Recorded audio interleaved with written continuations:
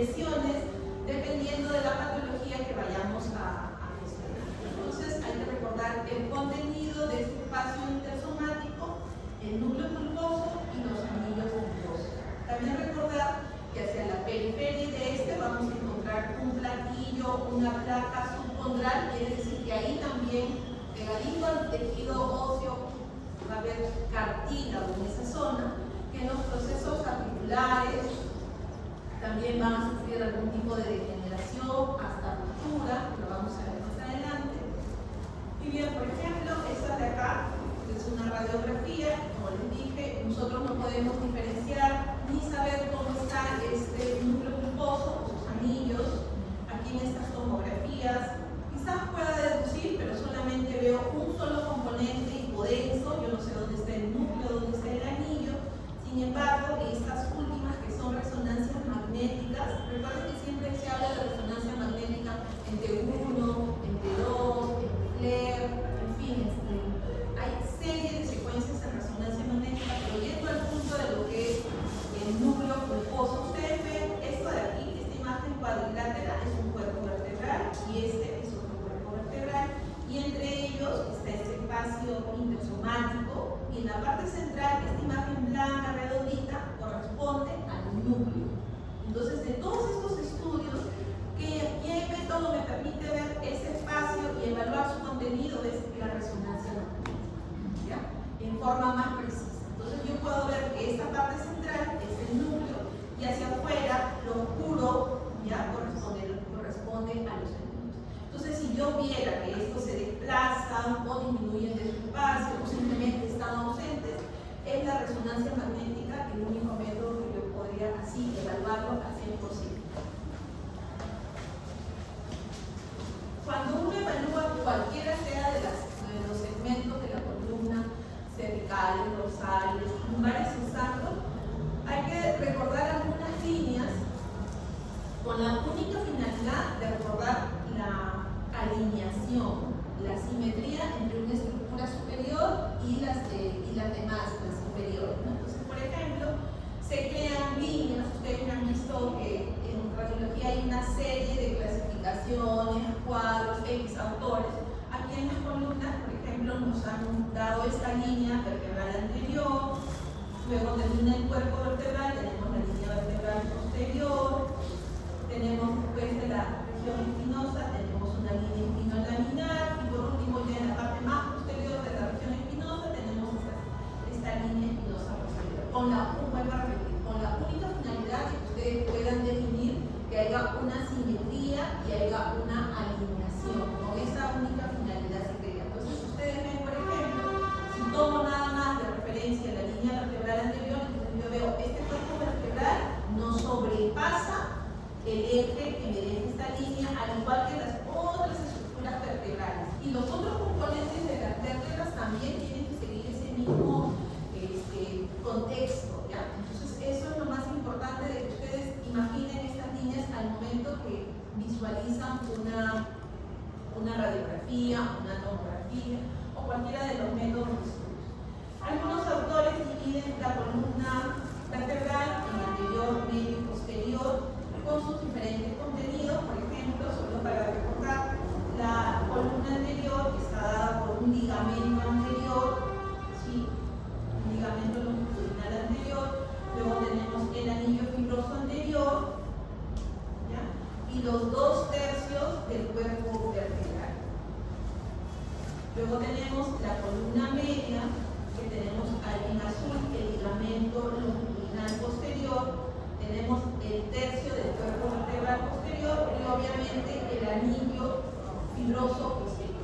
Y ya finalizando tenemos la parte más posterior, la columna posterior, donde vamos a encontrar a los pedículos, facetas, láminas, procesos espinosos, ligamentos, como por ejemplo el ligamento amarillo, que es uno de los más importantes al momento de que veamos los cambios osteoartrósicos a nivel de la columna, como se encuentra. Incidencias. Cuando vimos radiografía del tórax, ustedes vieron, la doctora habló de una radiografía anterior posterior, una post pero anterior, ¿verdad? La columna también va a tener sus incidencias en anteroposterior, en lateral y en oblicuas. ¿Ya? Hay algunas incidencias que se denominan dinámicas, entonces al paciente se le dice inclínese o haga una extensión o una flexión con la finalidad de visualizar alguna estructura o algún foramen neuronal en especial. ¿Ya? Pero también existen estas 2 o 3 tipos estáticas que ustedes deben de solicitar. Entonces, cuando ustedes tienen una orden médica, suponiendo que el paciente solamente viene con cervical, entonces ustedes dejan rayos X de columna cervical, marcan AP, pero también tienen que pedir una lateral y si fuera ideal, una oblicua. Entonces, no se queden solo con una vista de frente del paciente también. Obligatoriamente tiene que venir una lateral, chicos. Es bastante importante que ustedes dejen esas incidencias. Hay algunos pasos, como les vuelvo a repetir, para hacer las lecturas de las regiones de la columna, y la primera es la alineación. La segunda es evaluar esas líneas que hemos visto anterior, media, posterior, ¿no? Esas líneas son bastante importantes para ver que todos los cuerpos vertebrales y sus segmentos estén alineados. También la segunda estructura a evaluar es la forma de una estructura ósea, ¿no? Entonces, un cuerpo vertebral debe tener un 90% de similitud.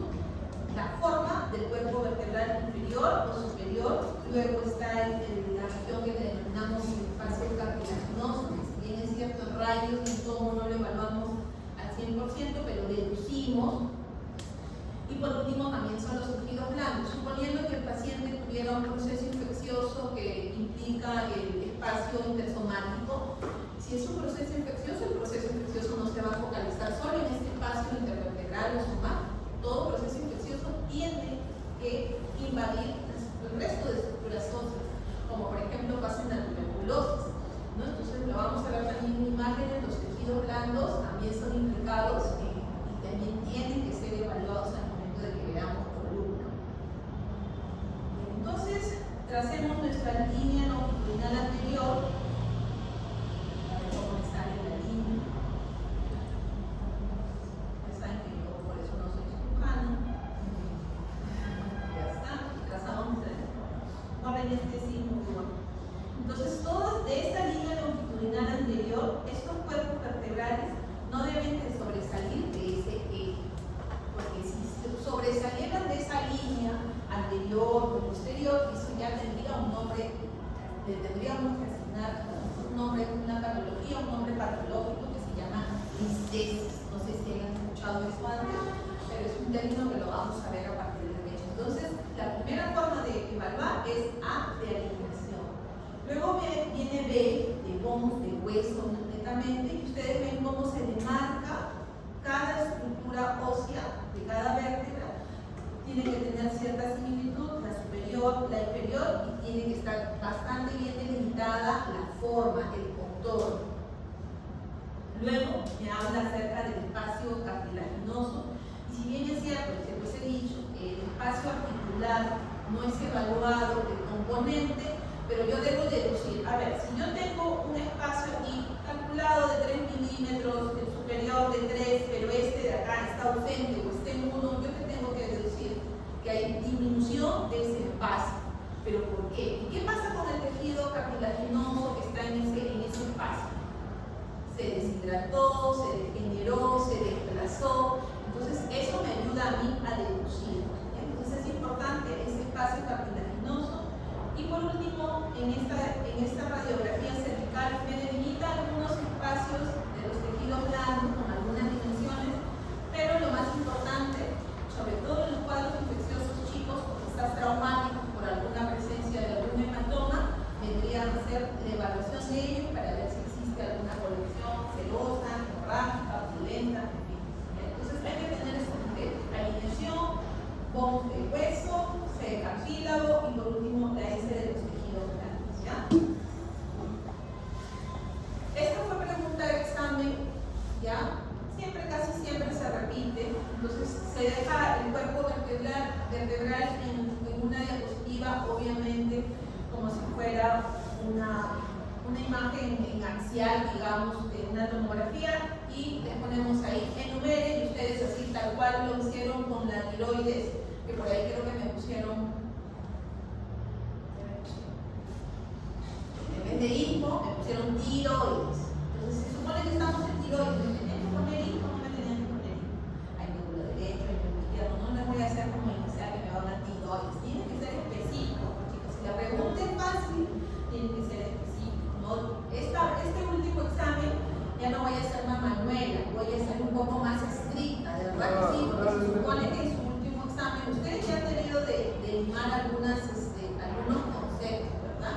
Entonces ya no voy a ser tan regalona, por así decirlo, voy a ajustar un poco al momento de evaluarlo, ¿ya? Porque ya se supone que como han pasado algunos meses, ya deberían estar un poco más, como se dice, más cuajados. Entonces voy a ver cómo salen sus exámenes. Muy pocos. Se me baja mucho. Sí, chicos, hay que tener claros algunos conceptos. Por ejemplo, algunos exámenes me han puesto casi todas, bueno, obviamente casi todas las imágenes patológicas eran nódulos, ¿verdad? Eran nódulos, pero casi algunos cuantos me ponían nódulo quístico, ¿no?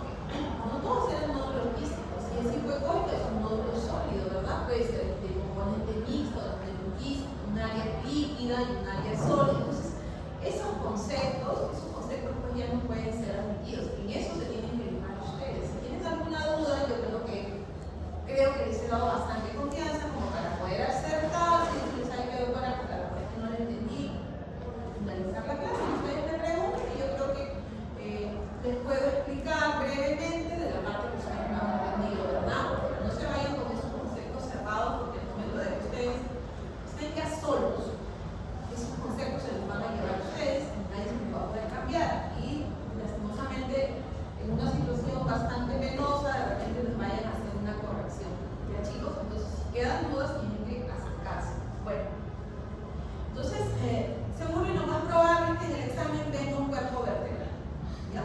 Entonces ¿así doctora como está bonito? no va a venir en un esquema, va a venir en una imagen tomográfica. Entonces imagínense una tomografía, un cuerpo vertebral X, cervical, dorsal, no sé.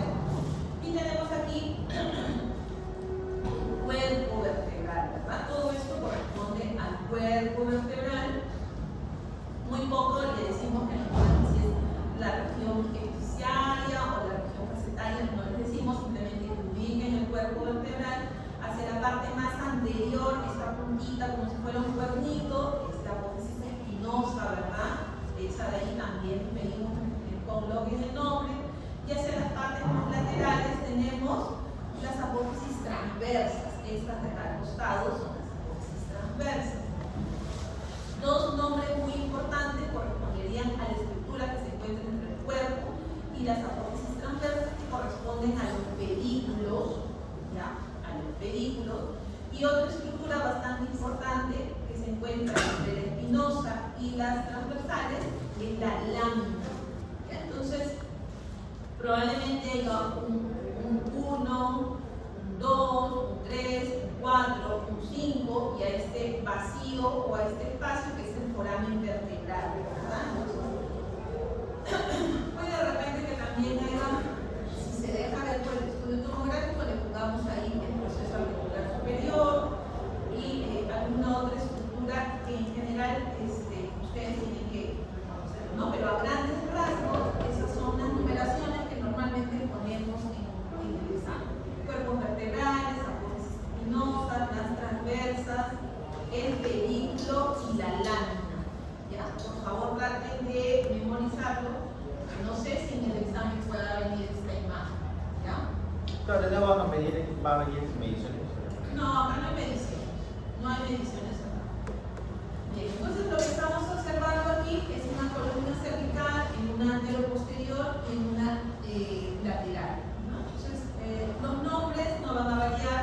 Lo que es importante es, por ejemplo, de que si nosotros queremos evaluar completamente a la estructura cervical C1 o C2, nosotros le pedimos al paciente que abra la boca para poder visualizar cómo se llama esta estructura. La una. Este cachito que está acá. La una, doctora.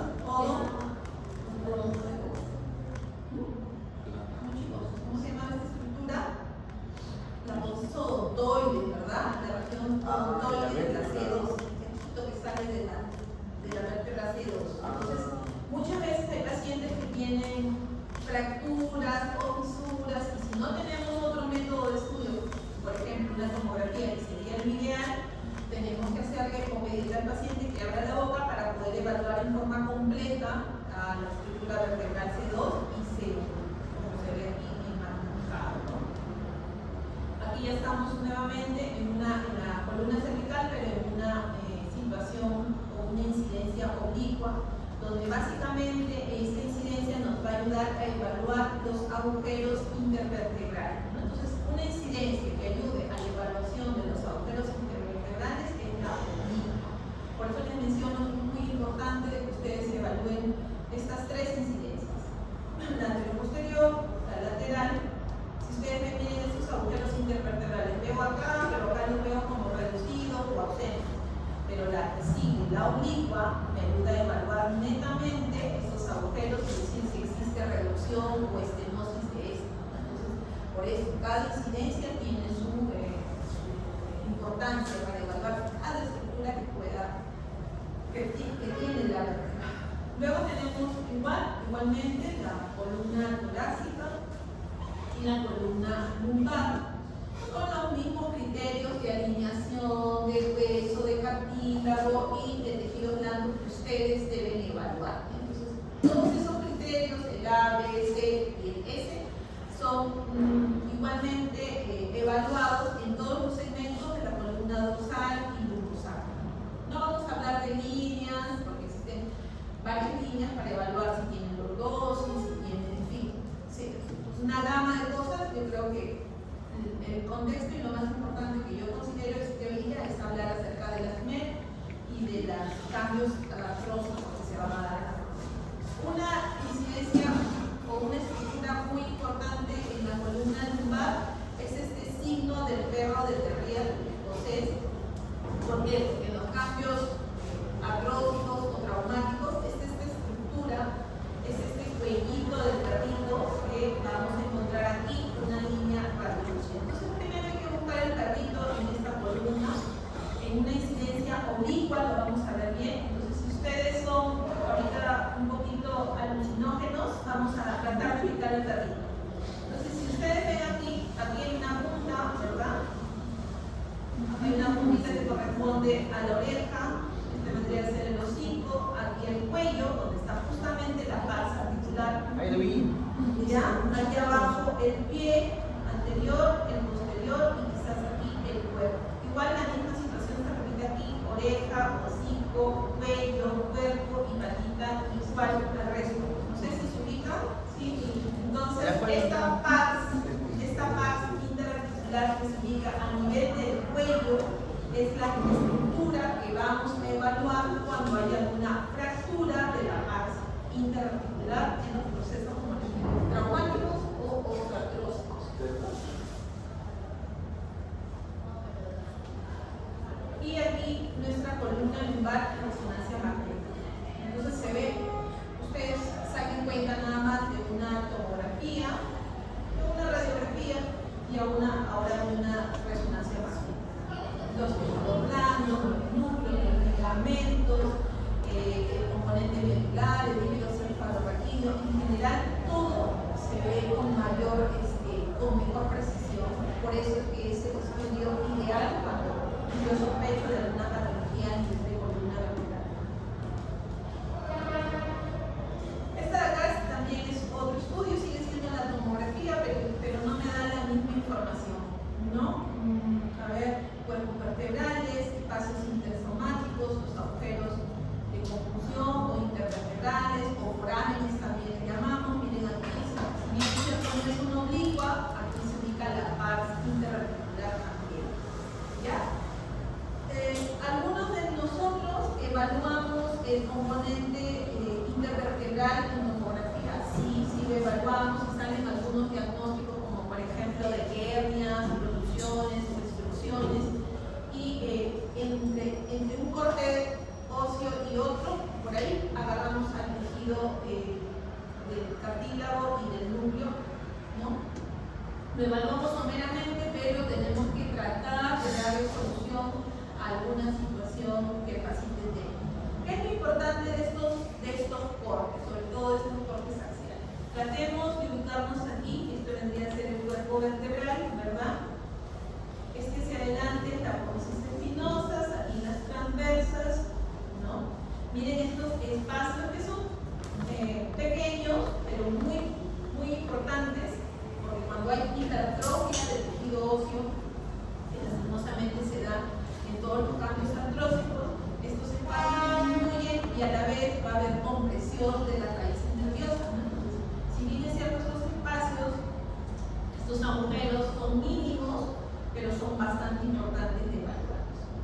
También hay algunas estructuras que deducimos que están ahí presentes, como por ejemplo, no sé si pueden reparar, vendría a ser el disco, esta imagen hipodensa, y aquí vendría a ser el canal medular, y hacia la parte lateral correspondería una imagen lineal, correspondería al ligamento amarillo. Y yo sé que tienen que alucinar bastante,